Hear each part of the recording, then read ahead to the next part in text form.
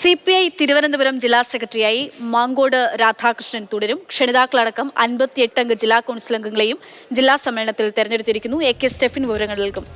സ്റ്റെഫിൻ, ഐക്യകണ്ഠേനയുള്ള തീരുമാനമാണ്.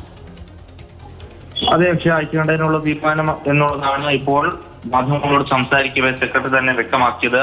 58 അംഗ കൗൺസിലിനെയാണ് ഇപ്പോൾ തെരഞ്ഞെടുത്തിരിക്കുന്നത്. പുതിയതായി 12 പേരാണ് ഇപ്പോൾ ജില്ലാ കൗൺസിലിൽ ഇടം പിടിച്ചിരിക്കുന്നത്. ഏതായാലും വലിയ തോതിലുള്ള വിമർശനങ്ങൾക്കും ആത്മവിമർശനങ്ങൾക്കും ആയ CPI-യുടെ ജില്ലാ സമ്മേളനം ഇപ്പോൾ അവസാനിച്ചിരിക്കുകയാണ്.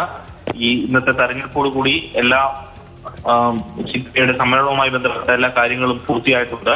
സംസ്ഥാന സെക്രട്ടറിക്കെതിരെയും അതോടൊപ്പം തന്നെ മന്ത്രിമാർക്കെതിരെയും അടക്കം വലിയ രൂക്ഷ വിമർശനങ്ങൾ ഉയർന്ന ഒരു സമ്മേളനം കൂടിയായിരുന്നു തിരുവനന്തപുരത്തിൻ്റെത്.